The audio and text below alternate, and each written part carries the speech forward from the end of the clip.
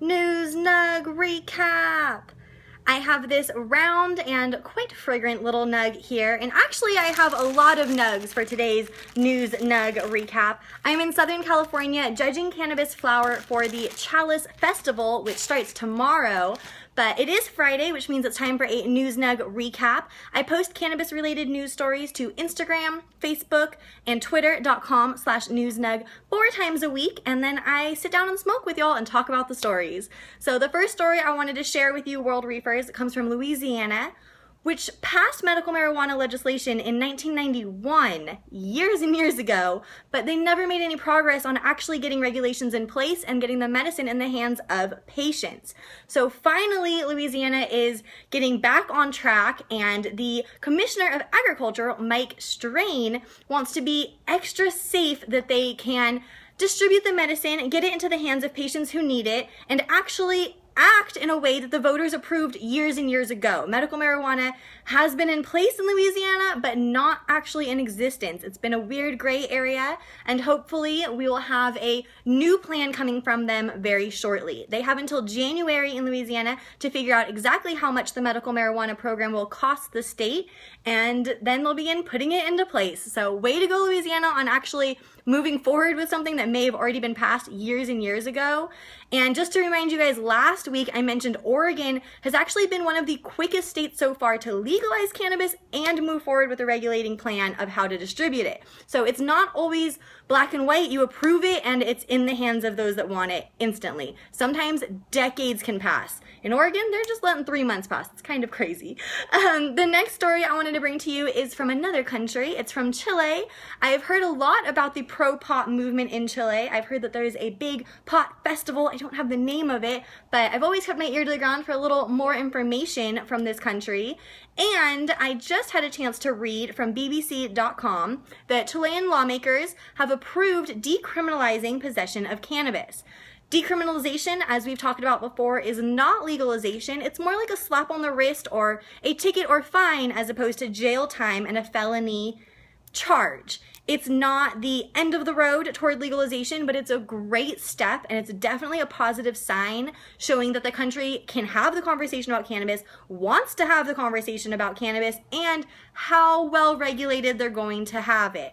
So decriminalization's not the end point, but it is really exciting to see yet another country move forward on a federal level and say, we don't need to arrest people, punish people, charge them for crimes that we don't really think is a crime. Just pay a ticket and you can go. I think it said up to 6 plants per resident, and it was for residents. It didn't seem to be for travelers when I looked over the article so far. The third story I wanted to share with you is from California, and it's a currently evolving story. This one regards the 12,000 plants that were taken from Native American land. And I first of all have to address the issue that I copied and pasted the headline of the article for the News Nug graphic. That's often what I do because it's that article goes with that graphic.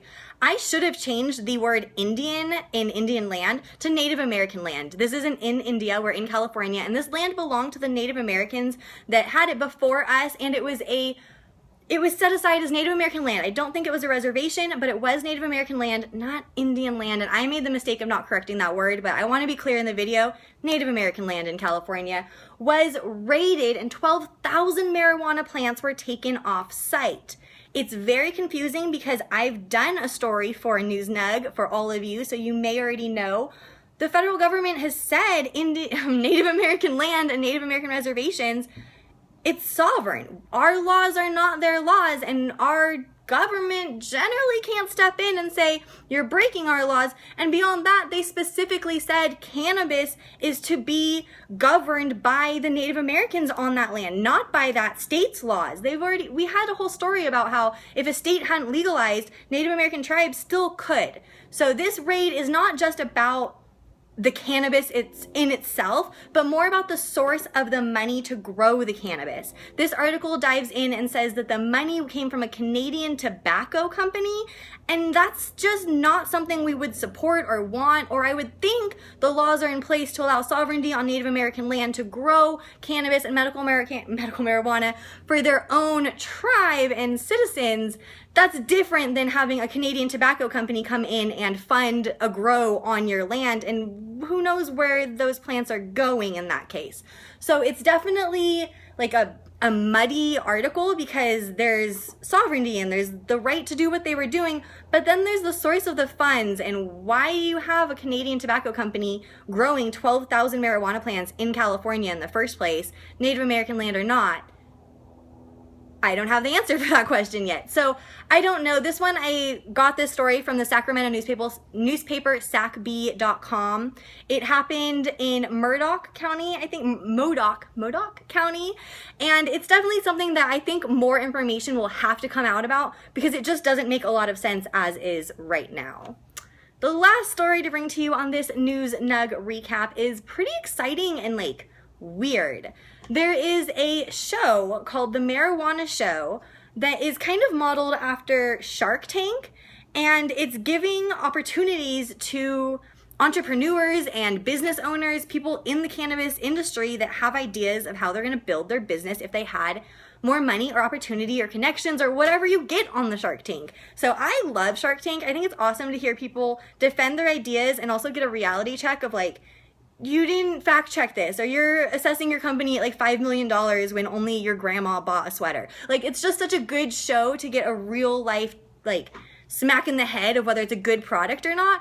And so to mix that in the cannabis industry, I am enthralled and excited to see an episode. I did not catch the first season, which is online. And in the first season, this article says you needed to just have an idea or a project or something they could jump in and help you with. But the second season is going to be actually established businesses that already have their permits and licenses and customers, and they will be helping those businesses grow or take it to the next level or do something that they are otherwise not able to do right now. So normally Newsnag doesn't really cover TV shows or internet shows or that type of media thing, but this is actually really, really exciting because the amount of money involved is around $10 million for the entrepreneurs. $10 million is at stake. I am just more and more excited when like legitimate businesses and investors and the big time people out there are getting involved in the cannabis world.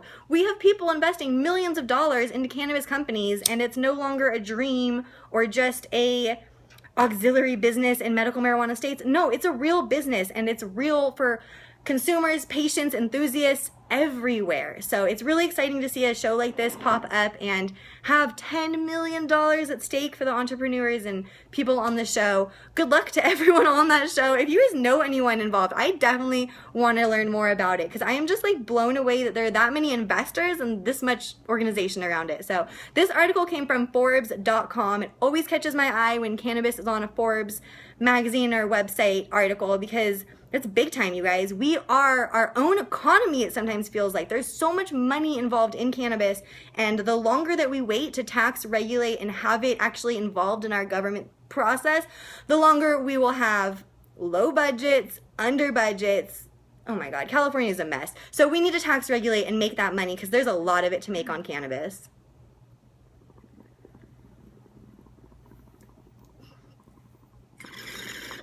Thanks for watching. Stay informed while you stay high, and I hope that you share one of these stories with someone you smoke with this week. I'll see you guys later.